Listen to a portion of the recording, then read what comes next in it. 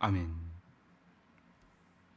예, 오늘은 계속해서 소위의 문답 91번째 시간인데요.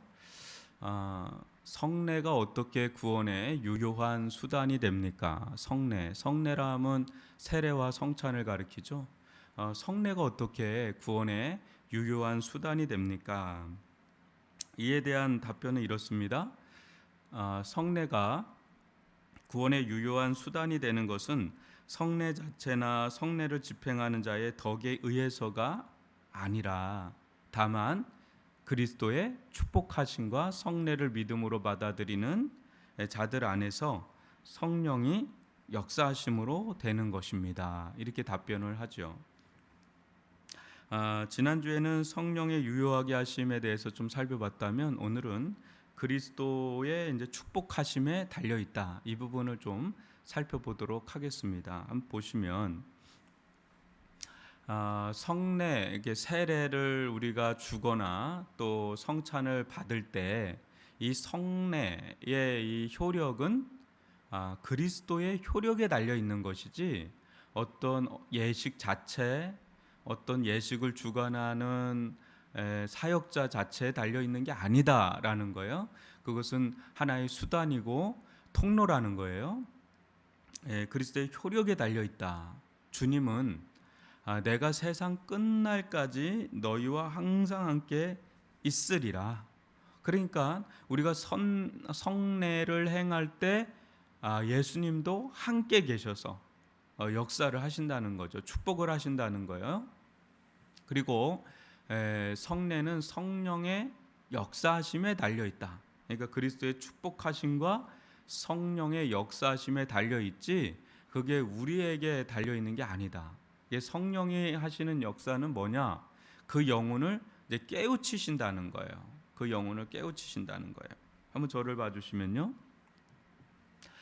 세례에 참석하는 것은 일생에 한 번입니다. 그죠? 일생에 한 번이고 또 성찬은 성만찬은 자주 있죠. 그건 교회마다도 다른데 특히 이게 성찬 같은 경우도 여러분 어때요? 그게 이제 효력이 있게 되기 위해서는 성령의 역사가 그 안에 있어야 되는 거죠. 그 행할 때. 그래서 우리는 그런 간절한 마음을 품고 소원을 품고 준비된 마음으로 이제 나와서 이제 성례를 이제 행하는 그 의식에 참여를 하는 겁니다. 그래서 특히 이게 성찬은 보여지는 말씀이에요. 그래서 늘 떡을 떼고 잔을 마시면서 예수님의 피와 살을 계속 묵상하면서 그 예수님의 피와 살로 인해서 내가 구원받고 제사함을 누리게 되는 그런 은혜를 이제 주시도록 구할 필요가 있는 거죠. 그때 성령께서는 우리들 가운데 그 현장에 역사하셔서 어떤 이들은 그것을 받을 때 굉장히 자신의 죄를 뉘우치면서 또 울면서 또 감격해하면서 그 짧은 시간이지만 하나님의 은혜를 받아 누리는 그런 경우들이 있습니다. 그래서 한번 보시면 요한복음 6장 63절인데요. 살리는 것은 영이니 육은 무익하니라. 내가 너에게 이른 말은 영이요 생명이라. 살리는 것은 영이다. 육이 아니다. 영이다. 내가 너에게 이른 말은 영이요 생명이다 라고 할 때 이 성령께서 결국은 우리들 가운데 역사하셔야 우리들 가운데 주신 이 말씀 자체가 또 성례라든지 이런 것들이 진정한 효과를 나타내기 시작한다는 거죠. 그래서 우리는 장로교는 실제 성령에 대한 사역이 오순절 쪽이나 감리교 쪽으로 많이 넘어간 것 같다는 생각을 하는데 실제 신학적인 풍성함이나 전통을 보면 이 장로교, 우리 개혁교회가 굉장히 이 부분에 깊어요. 굉장히 성령에 대해서 기도도 굉장히 깊고 성령에 대해서도 굉장히 깊습니다. 왜냐하면 오순절의 신학은 되게 짧아요. 역사가. 그렇지만 이 장로교는 굉장히 깊습니다. 넓고 길고.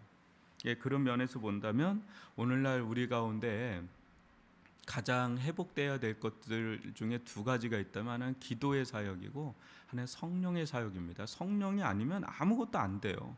결국은. 그래서 성령을 전적으로 의지하는 그 믿음과 마음이 되게 중요한 거예요.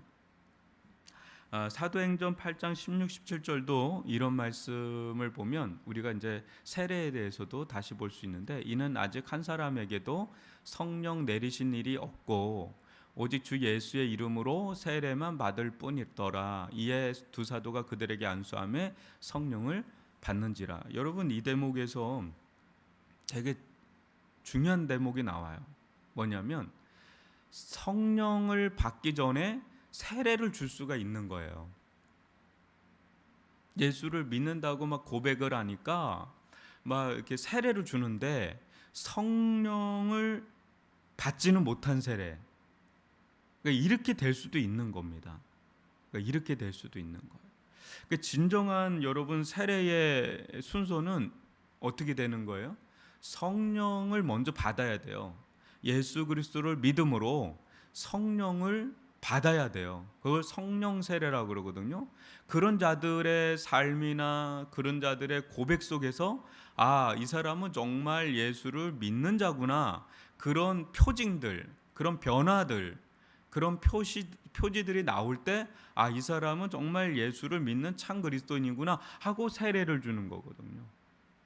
근데 그 거꾸로 되는 거예요. 세례를 먼저 받고 이야기를 하는데 성령을 받은 적이 없는 거예요. 그러니까 사도들이 다시 안수를 하는 거죠. 그때 이제 성령 세례를 받죠. 그래서 우리가 예수를 믿게 되는 거는 물 세례를 받는다고 예수 믿는 게 아니에요. 그거는 예수를 믿는 자에 대한 확증의 표현으로서 세례를 주는 거예요. 물 세례. 진짜 세례, 구원하게 하는 세례는 뭐예요? 성령 세례라는 거죠. 그러니까 성령을 우리가 전적으로 의지해야 되는 이유가 여기 있는 거예요. 마치 어떤 의식이 사람을 구원할 것 같이 생각해서 야 세례 받으면 구원받아. 아니에요, 여러분. 또 어떤 종에게 안수 받으면 구원받아. 아니에요. 여러분, 어떤 사람한테 가면 구원받아. 그거 아니에요. 구원은 오직 예수를 믿는 믿음을 가져야 되는데 그건 성령께서 역사하셔야 그때 구원 얻는 믿음이 들어가는 것이지, 그러지 않고서는 뭐 사람이 여러분들한테 의식이 여러분들한테 어떤 믿음을 심어줄 수도 없고 어떤 믿음을 줄 수도 없고 그렇습니다. 이 부분을 우리가 명심한다면 이 기도의 사역이라는 걸 할 수밖에 없습니다. 기도할 수밖에 없어요. 왜? 우리가 할 수 있는 게 없으니까.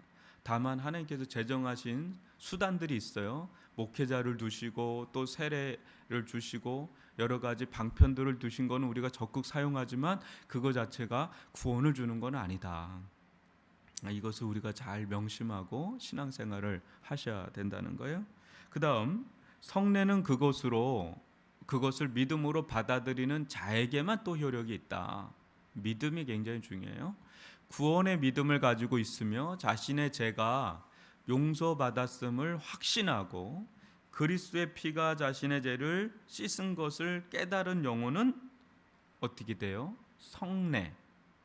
그게 세례가 됐던 성만찬이 됐던 그게 얼마나 소중한지를 알게 되죠. 그래서 이제 세례 받기를 갈망하게 됩니다. 한번 저를 봐주시면, 제가 미국에 한번 간 적이 있었는데 미국에서 가장 큰 교회가 있어요. 그 교회를 딱 갔을 때 때마침 그 교회 세례를 주더라고요.